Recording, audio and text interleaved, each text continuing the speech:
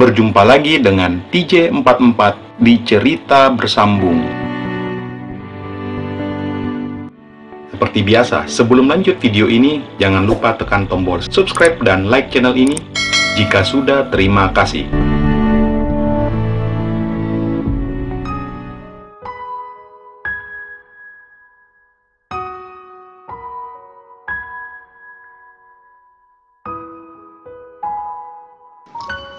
Sini, Aji menarik Mita, membuat posisi kepala Mita bersandar di bahunya.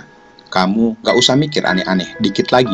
Hanya memberikan waktu sedikit saja buat Aji untuk satu hal, sebelum Aji mengajak kalian ke Manado, ujar Aji selanjutnya sambil melingkarkan lengannya ke bahu wanita itu. Aji memeluk erat wanita itu, membuatnya merasa hangat berada di depannya. Mita hanya mengangguk menjawabnya, dan tak terasa kedua matanya mengalir air mata bahagia bisa kembali mendapat pelukan dari pria itu.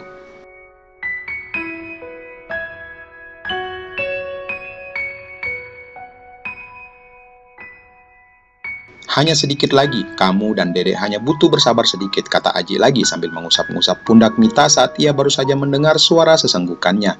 Iya, makasih ya sayang, Mita nggak akan meminta apapun dari Aji kecuali satu hal, sayangilah Dea, sayangilah kasihan, karena ia belum pernah seperti ini, ujar Mita di balik tangisannya. Karena Dea sangat merindukan sosok ayah selama ini, Aji makin memeluknya untuk memberikan kekuatan dan juga kehangatan malam ini. Dan di sini dalam hatinya berjanji akan membuktikan bahwa ia akan selalu menyayangi Dea seperti anaknya sendiri sampai kapanpun.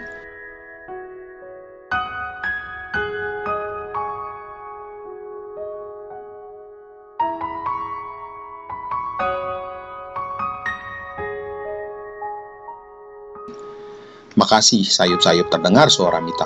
Udah, gak usah sedih lagi, ujar Aji. Makasih untuk semuanya.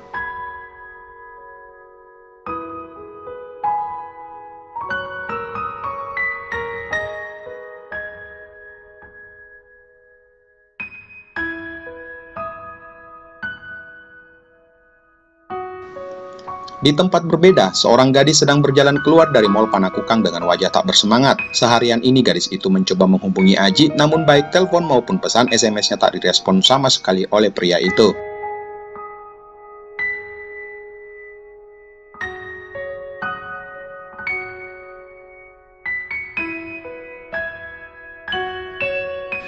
Again, gumamnya pelan sambil berjalan menuju halte. Reni malam ini terlihat sedang gelisah dan galau karena ia merasa Aji kembali cuek saat ia sedang duduk di kursi halte. Tak lama salah satu angkot berhenti di depannya, membuatnya beranjak dari duduknya lalu bertanya ke supir angkot tersebut.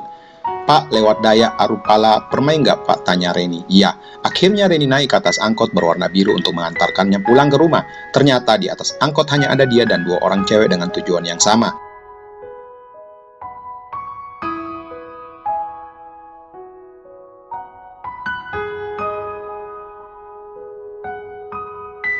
Reni memilih duduk di ujung paling belakang bersandar di kaca belakang. Karena memang posisi kursi saling berhadap-hadapan, maka Reni memilih paling belakang biar ia bisa santai karena kedua orang yang sebelumnya duduk di depan pintu masuk. Saat mobil sudah jalan, ia kembali menatap kosong jalan raya dari samping kaca mobil.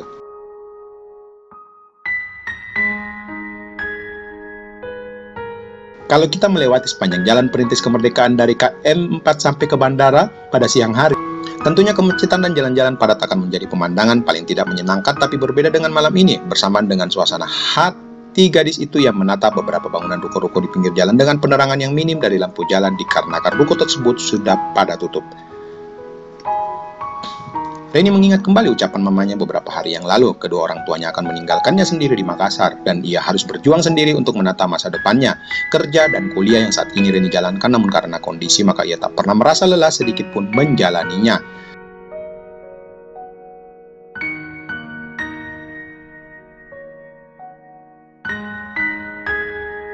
Apa yang akan ia lakukan jika rumahnya ditarik oleh pihak bank? Mungkinkah Reni akan kuat saat kejadian itu nantinya? Tubuhnya bergetar, hatinya terasa sesak saat memikirkan kondisi keluarganya saat ini. Wajah kesedihan terlihat di wajah cantiknya yang dimana sebelum-sebelumnya wajah itulah paling ceria di antara para sahabat-sahabatnya.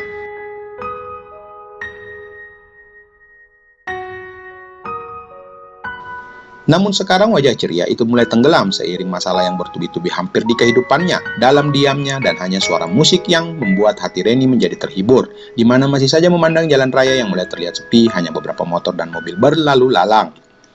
Dari atas langit nan gelap, bintang-bintang seakan sedang menatapnya sendu dan seakan ikut merasakan kesedihannya. Terlihat gadis itu melihat kembali ponselnya, menatap dengan sebuah harapan agar beberapa pesan dibalas oleh pria itu.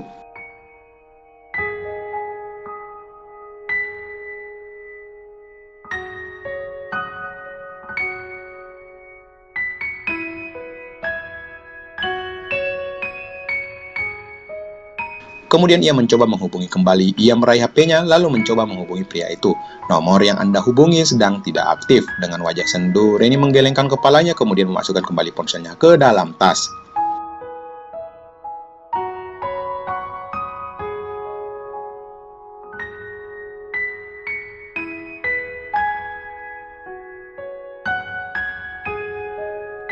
Kembali ia memikirkan pria itu, senyumnya, tawanya yang membuat ia terpesona, sikapnya walau kadang dingin namun itulah yang menjadi daya tarik pria itu.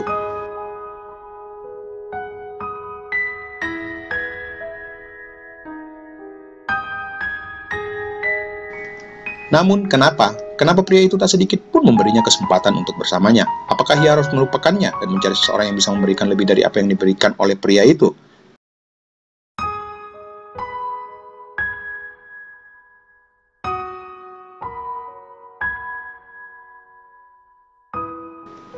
Saat ia masih memikirkan tentang pria itu, tiba-tiba lagu di sound dalam mobil terdengar oleh Reni. Ia menoleh sesaat ke depan, kemudian menyandarkan kepalanya di kaca mobil sembari meletakkan kedua tangannya di atas tas. Wajahnya terlihat sudah basah oleh tetesan air mata yang keluar dari kedua matanya. Ia mengambil tisu dari dalam tasnya, lalu mengusap lembut wajahnya.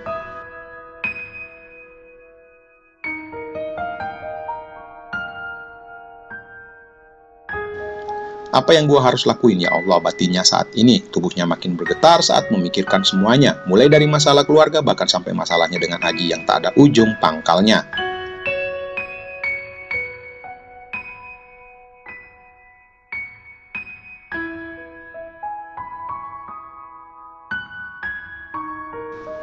Beberapa hari kemudian, seperti biasa, Aji dan tim kembali bekerja dengan semangat baru setelah pulang dari National Sales Conference beberapa hari yang lalu.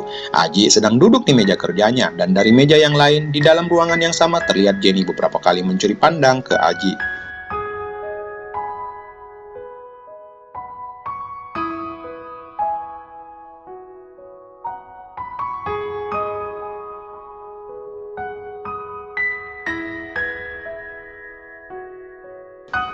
Oh iya Jen, Aji melihat ke Jenny. Tiba-tiba pulpen di tangan Jenny jatuh karena tiba-tiba terkejut mendengar suara Aji. Kamu kenapa? Tanya Aji bingung karena melihat Jenny seperti gerasa gerusuk sedang mencari pulpennya yang jatuh. Ini pak, pulpennya jatuh, jawab Jenny tersenyum kecut. Oh iya, bisa email kan nggak rencana price kita yang baru? Kamu udah dapatkan? Tanya Aji tersenyum. Iya pak, udah, jawab Jenny.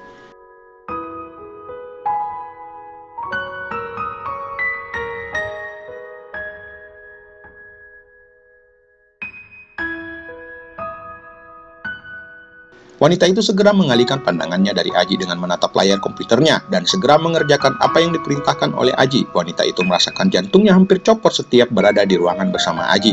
Apalagi seringkali setiap mengingat kejadian di Bandung itu hari.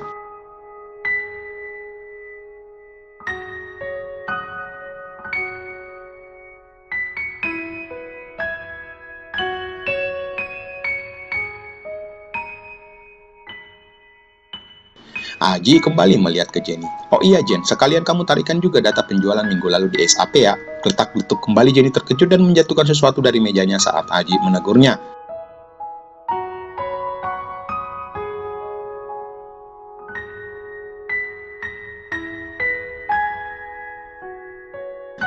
Kamu kenapa Jen? Tanya Aji kembali merasa heran dengan tingkah Jenny. Namun sepertinya Jenny hanya menoleh sesaat ke Aji sambil memasang muka kecut lalu kembali menatap komputernya. Kalau lagi ada masalah cerita aja, kata Aji.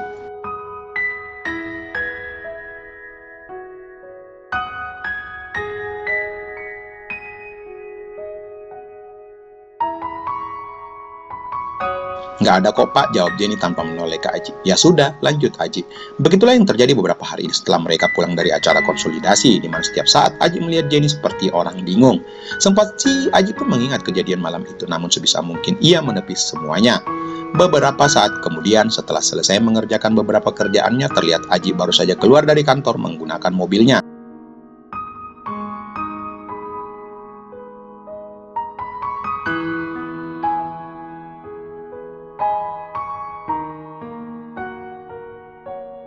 Saat di jalan, tiba-tiba ponselnya berdering dan ternyata dari Pak Ferry. Ya halo Pak, halo Ji, sibuk nggak? Tanya Pak Ferry di seberang. Nggak kok Pak, nih kebetulan lagi pengen makan siang, jawab Aji.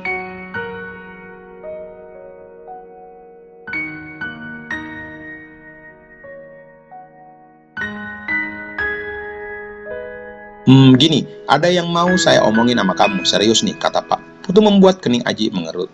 Apaan itu Pak? Beberapa hari yang lalu Pak Putu ketemu dengan saya, kata Pak Ferry, membuat Aji sedikit merasa cemas setelah mendengar nama Pak Putu.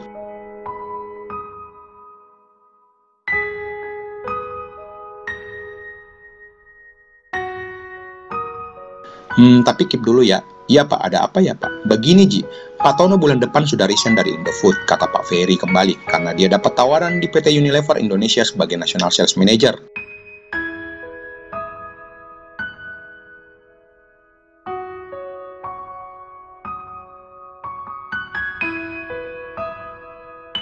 Wah, alhamdulillah kalau gitu Pak. Nah itu dia masalahnya, Pak Tono itu bedol deso Ji, kata Pak Ferry barusan membuat Aji bingung apa maksud dua kata di belakang.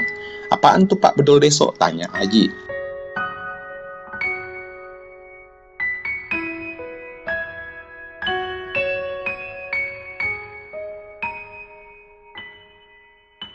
Bawa gerbong Ji, jadi Pak Tono mengajak orang-orang terbaiknya di Indofood hengkang ke Unilever bersamaan, jawab Pak Ferry. Waduh, bisa-bisa Pak Putu juga diajakin. Yap, betul, dan Pak Putu akan nyusul 2 bulan depannya dan posisi Pak Putu nantinya jadi RSM di Unilever.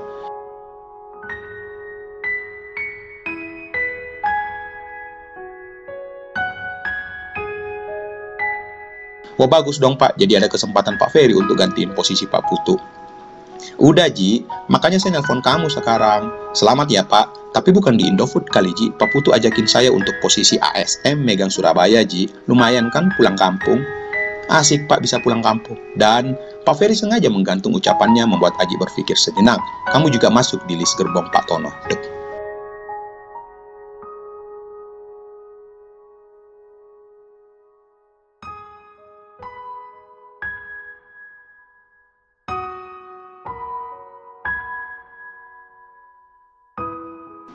Aji terdiam dan dalam hatinya tentu saja harap-harap cemas. Pak Putu berharap ia masih bisa bekerja sama lagi dengan kamu. Itu pesan beliau dan juga pesan Pak Tono. Terus apakah Aji masih handle di Manado Pak? Tanya Aji.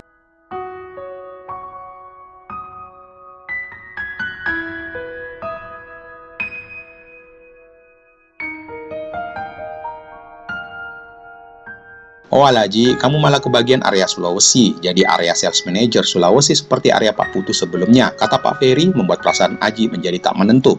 Dan base kamu nantinya di Makassar, artinya kamu siap-siap pulang kampung lagi bukan hanya sebagai supervisor, melainkan manager.